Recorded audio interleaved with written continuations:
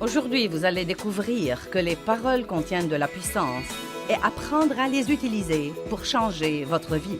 Ceci est tout de suite à l'antenne.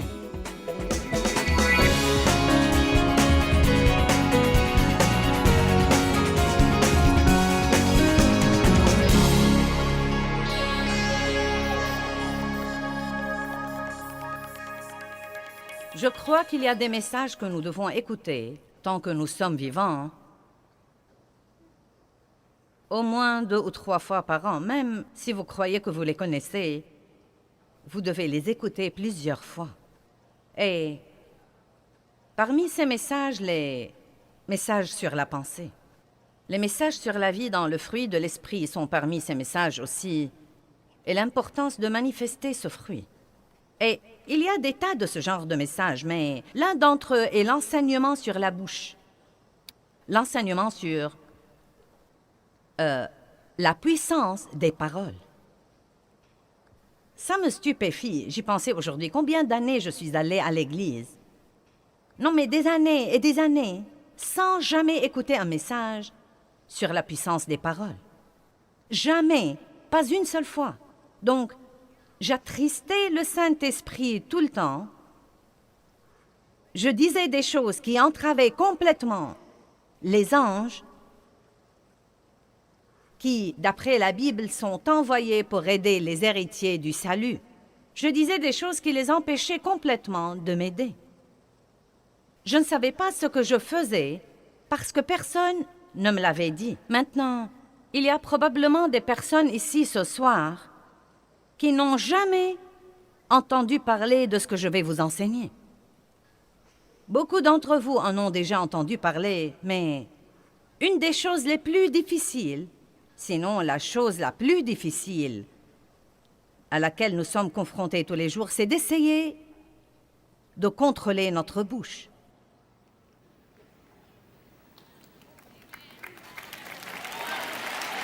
En fait, la Bible dit que nul ne peut dompter la langue à part le Saint-Esprit. C'est lui qui le fait. Cela ne veut pas dire que le Saint-Esprit va la dompter à notre place, mais que nous devons prier régulièrement et demander l'aide de Dieu là-dessus. Et si vous lisez les psaumes, vous verrez que le roi David faisait ça tout le temps. Il faisait des confessions concernant sa bouche et ses paroles et demandait toujours à Dieu de l'aider. Que les paroles de ma bouche et les réflexions de mon cœur te soient agréables. Mais une garde à ma bouche, ô Dieu, de peur que je ne pêche contre toi par ma langue. Il y a toutes sortes de versets comme quoi vous devez prier et demander tous les jours à Dieu de vous aider à prononcer les paroles de la vie partout où que vous alliez et non pas celles de la mort. Amen. L'autre chose qui arrive quand nous comptons sur le Saint-Esprit pour dompter notre langue, sachant qu'il ne va pas le faire à notre place, je crois que le Saint-Esprit nous le rappellera. L'Évangile de Jean nous dit que le Saint-Esprit nous rappellera des choses. Donc, si vous êtes comme moi, et je suis sûre que nous nous ressemblons tous à bien des égards, vous dites des choses et vous les regrettez, vous savez. Mais si vous vous fiez à Dieu pour vous aider, quand vous dites des choses que vous ne devriez pas dire, vous commencez à avoir une conviction là-dedans que vous devez vraiment, faute d'une autre façon de le dire, vous taire. Amen. Et je vais enseigner là-dessus tout le week-end. Vous dites, tu vas enseigner tout le week-end sur la bouche. Croyez-moi, il y a beaucoup de choses à dire là-dessus. Nous ne manquerons pas d'informations et je ne crois pas que vous allez vous ennuyer. Mais si aucun de vous n'a besoin de ce message, je me le prêcherai à moi-même parce que j'en ai besoin. Le don que Dieu m'a donné est dans ma bouche, mais elle a aussi été mon plus grand problème dans la vie. Et ce n'est pas du tout rare. Donc, nous allons intituler ce message « Les paroles contiennent de la puissance », de même que ce genre ici contient de l'eau ce soir. Les paroles que nous parlons contiennent de la puissance en elles. Et je veux que vous compreniez ça. Chaque parole qui sort de votre bouche a de la puissance en elle. Une puissance créative ou destructive. Une puissance positive ou négative. La plupart de nous connaissent Proverbe 18, 21 qui dit « La mort et la vie dépendent de la langue ». Maintenant, c'est un verset sensationnel.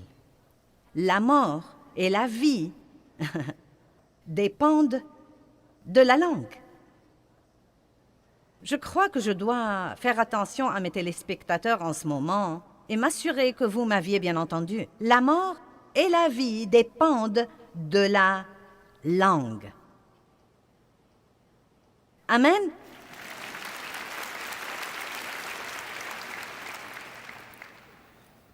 Et la Bible dit que...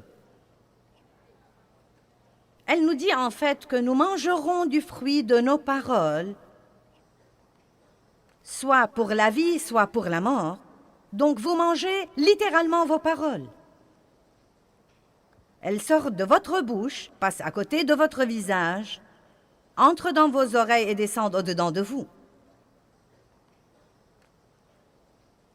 Donc nos paroles affectent non seulement les autres, mais elles nous affectent également. Maintenant, je crois que nous sommes tous assez intelligents pour comprendre que nous pouvons soit dire quelque chose à quelqu'un qui le rende heureux, soit qui le rende malheureux.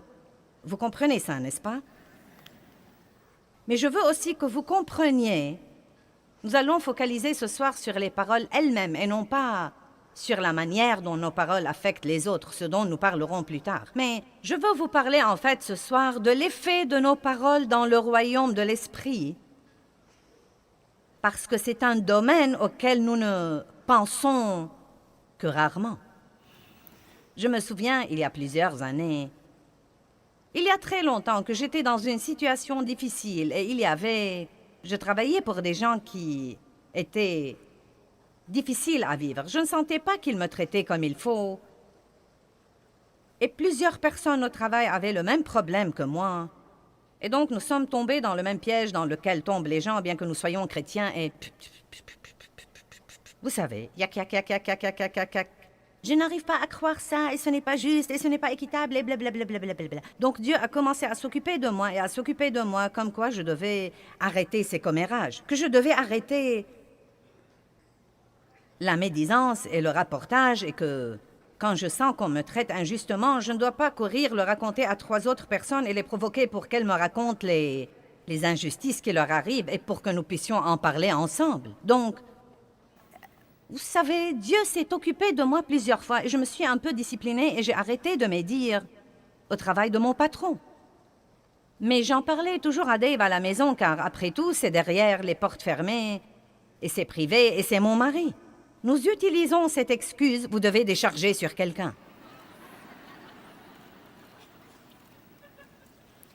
Et donc, Dieu a commencé à s'occuper de moi là-dessus et il m'a dit... Et ce qu'il m'a dit m'a tellement impressionné. Il m'a dit, Joyce, il ne s'agit pas tant de la personne à qui on se confie que des paroles elles-mêmes. Et où que tu sois dans ton problème, moi je t'écoute.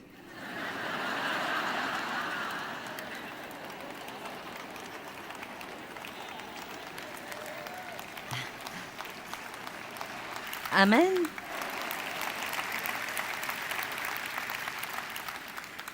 Je vais vous dire quelque chose pour illustrer, et je vais le répéter plusieurs fois ce week-end. La chose la plus dure que quiconque ait jamais à faire dans sa vie, c'est d'avoir un problème et de ne pas dire quelque chose de négatif. J'ai eu un accès de colère mineure cette semaine. Non pas majeur, mais mineur. Une colère qui a duré 5 à 7 minutes. Mais quand j'ai fini, j'ai dû me repentir de mes commentaires négatifs et de mon attitude négative. Et je me suis dit que c'était drôle car je me préparais à prêcher là-dessus.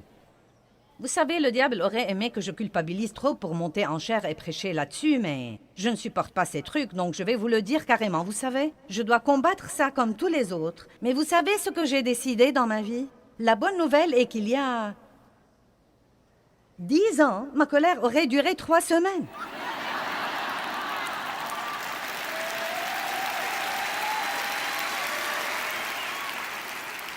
Donc, je ne suis pas là où je devrais être, mais Dieu merci, je ne suis plus là où j'étais autrefois. Je fais des progrès. Et vous savez, quand nous piquons une crise de colère, nous disons les choses les plus stupides qu'on puisse dire. Non, mais des trucs vraiment stupides. Par exemple, « Personne ne m'aime ».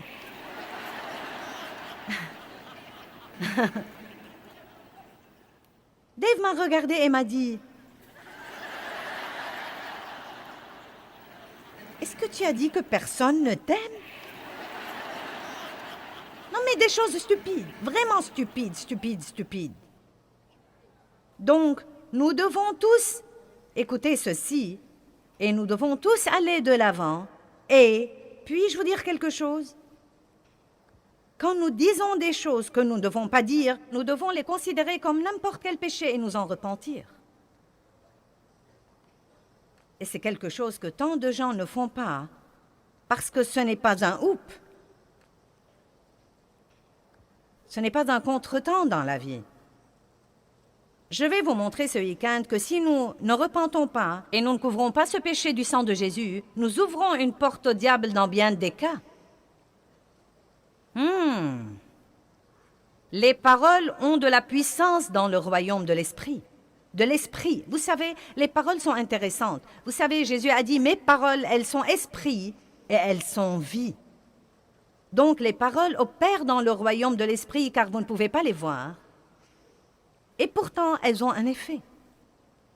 Quelqu'un vous dit quelque chose et cela vous affecte de l'intérieur. Cela peut soit vous élever, soit vous démolir. Il y a des milliers de gens dans ce bâtiment et vous êtes tous comme ça. Pourquoi êtes-vous venus ici? Pour m'écouter parler? Pourquoi? Parce que je dis à haute voix les paroles de Dieu et vous avez vous-même expérimenté que la parole de Dieu peut sûrement changer votre pensée et changer votre point de vue et changer votre attitude et changer votre vie.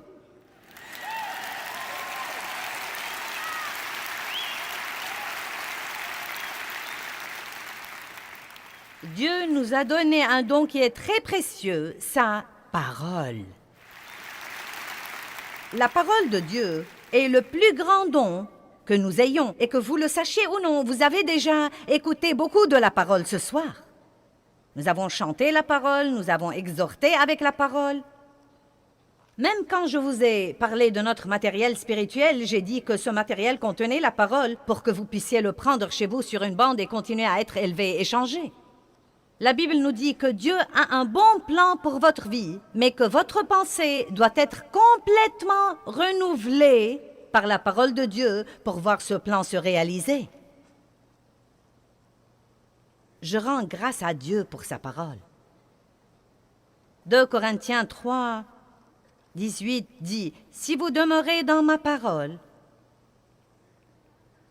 vous serez transformés et changés en l'image de Dieu, de gloire en gloire en gloire. » Jésus dit, « Si vous demeurez dans ma parole, vous connaîtrez la vérité, et la vérité vous affranchira et vous libérera. » Il y a tant de merveilleuses promesses concernant la parole. Parlons des paroles que nous parlons et des anges.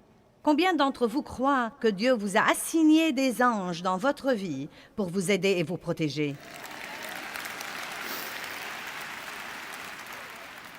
Nous n'y pensons pas assez.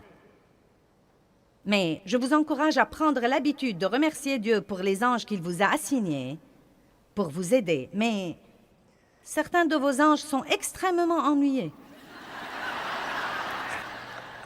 Ils aimeraient vraiment que vous les laissiez faire leur travail et que vous leur donniez quelque chose pour qu'ils puissent travailler et que vous arrêtiez de les entraver à tout bout de champ. Maintenant, Psaume 103, 20. « Bénissez l'Éternel avec amour, avec reconnaissance, vous ses anges, qui êtes puissants en force et qui exécutez ses ordres en obéissant à la voix de sa parole. » Maintenant, qu'écoutent les anges, à votre avis? La parole de Dieu. À quoi prêtent-ils l'oreille? Qu'est-ce qui les touche? Qu'est-ce qui les motive? Qu'est-ce qui les incite à travailler? Non pas les murmures, non pas les plaintes, non pas le ronchonnement, non pas les critiques, non pas les commérages, non pas le rapportage. la parole de Dieu. Ils prêtent l'oreille à la parole de Dieu. Hébreux 1,14 dit que ces anges ont été donnés par Dieu à tous ceux qui ont hérité le salut. Que tout le monde dise « c'est moi ». Maintenant, est-ce que vous comprenez ce que je dis? Si vous voulez que vos anges vous aident, vous devez leur donner quelque chose pour qu'ils puissent travailler. Et donc, la meilleure chose que nous puissions faire si nous avons des ennuis, c'est de dire « je crois la parole ». Je crois que la parole de Dieu est vraie, que ses promesses sont vraies. Vous devez connaître assez de la parole pour pouvoir dire « Dieu a dit ». Dites quelque chose de la parole qui s'applique à votre situation. Je ne dois pas craindre parce que Dieu est avec moi. Ou bien, selon le cas, Dieu pourvoira à tous mes besoins selon ses richesses en gloire par le Christ. Et non pas si vous perdez votre travail. « Oh, j'ai perdu mon travail, que vais-je faire? Tous mes espoirs sont anéantis, je suis sans le sou, je ne sais pas ce que je vais devenir, je n'aurai jamais de chance. » Et donc, vous savez, les anges sont comme...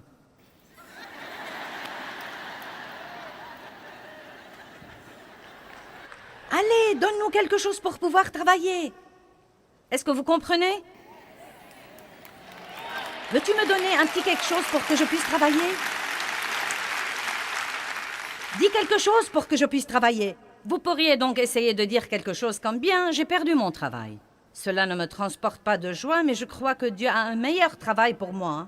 Et je crois que quand je sortirai chercher du travail, j'aurai la grâce du Seigneur partout où que j'aille.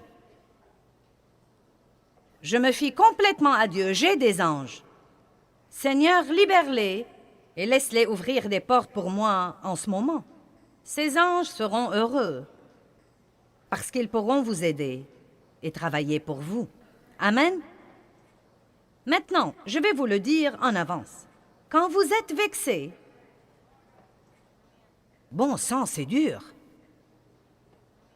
Parce que tout en vous veut parler de ce que vous ressentez.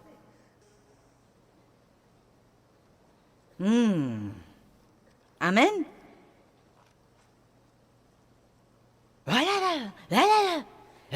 J'en ai vraiment assez. Et si vous avez quelqu'un autour de vous qui essaye de vous calmer, vous aurez envie de le gifler. Non. Et je vais vous dire ce que je déteste. Que quelqu'un de ma famille me dise « Eh bien, je connais une dame pasteur qui dit... »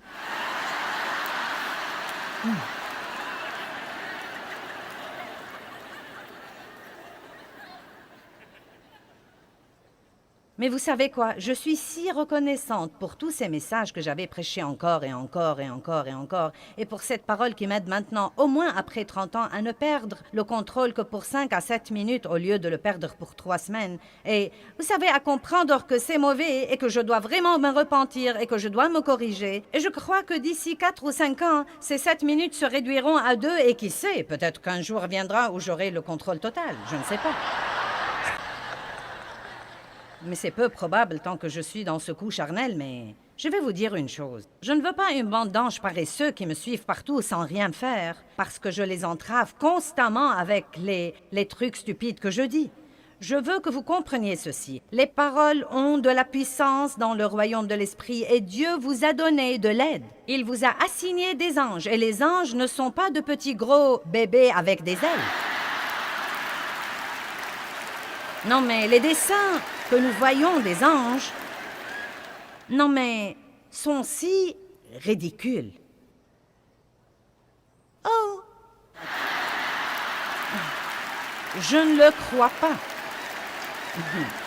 Non, mais ce sont des anges puissants, guerriers, qui mesurent 3 mètres et demi à 4 mètres et demi. En fait, je vais vous raconter une histoire. Vous pourriez la croire si vous avez assez de foi. Je n'ai pas vu ça, mais je crois l'homme qui l'a raconté, car je ne pense pas qu'il savait assez pour l'inventer. Un homme est venu à une de mes réunions à Phoenix avec sa femme. Il n'était pas croyant. Il est venu, c'était son cadeau d'anniversaire à sa femme. Il l'a amené, il est venu avec elle. Et pendant la louange et l'adoration, elle a dit qu'il a commencé à sangloter. Et elle lui a dit, « Qu'est-ce qui te prend? » Il lui a dit, « Tu n'as pas vu ça? Tu n'as pas vu ça? » Et elle lui a dit, « De quoi parles-tu précisément? » Il a dit, « De toute façon, l'histoire ressemble à ça. Je portais du blanc ce soir-là, et quand je suis sortie... » Écoutez, maintenant. Quand je suis sortie, a-t-il dit, tous ces hommes très grands sont en fait sortis avec moi, et ils étaient tous vêtus en blanc également. Il a dit, je n'y ai pas trop pensé, j'ai cru que c'était la chorale. Et donc il a dit, quand Joyce est montée en chair pour prêcher, pour dire quelque chose, chaque fois qu'elle venait dire quelque chose, tous ces types la suivaient et venaient et formaient un demi-cercle autour d'elle. Mais il a dit qu'il retirait ses épées et qu'ils étaient au garde à vous.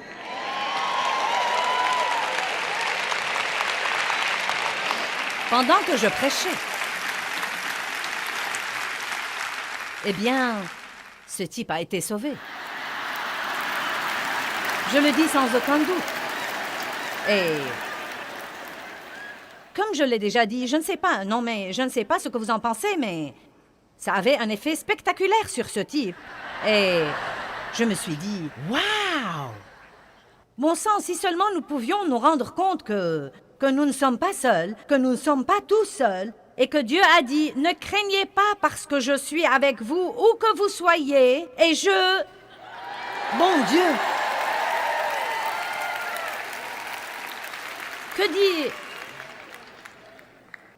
Que dit-il là? Écoutez. Écoutez avec soin, car il ordonnera à tous ses anges de t'accompagner et de te défendre et de te garder dans toutes tes voies d'obéissance et de service. Et ils te porteront sur les mains, de peur que ton pied ne heurte contre une pierre. Tu marcheras sur le lion et sur l'aspi, et tu fouleras le lionceau et le dragon. Wow! Mais n'oublions pas le psaume 103:20. Il prête l'oreille à la parole. Nos paroles ont donc un effet dans le royaume de l'esprit.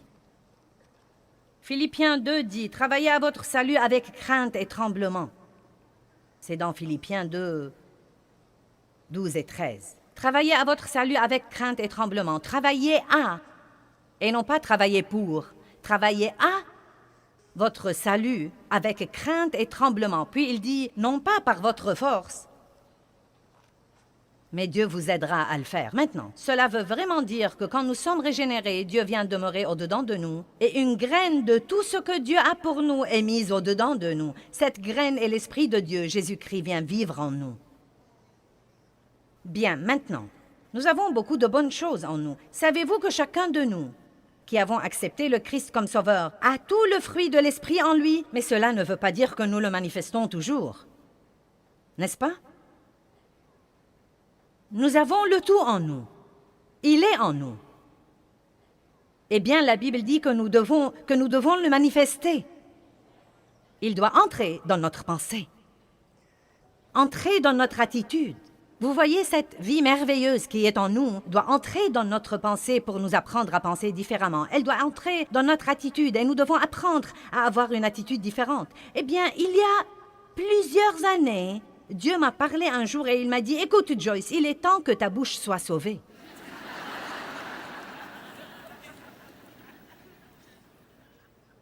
Mon salut n'avait pas encore atteint ma bouche. Qui sait ce que je veux dire par là? Vous voyez? Je n'avais pas l'air sauvé. Je ne parlais pas comme si j'étais sauvé. J'avais toujours une bouche charnelle. J'étais régénéré. Oui, je serais allé au ciel. Ça n'a rien à voir avec mon salut. Mais ça a vraiment beaucoup à voir avec ce que Dieu peut faire pour moi en cours de route pour le ciel. Vos paroles et mes paroles ont beaucoup à voir avec le genre de vie que nous vivrons sur terre pendant que nous attendons le retour de Jésus-Christ pour nous prendre avec lui au ciel.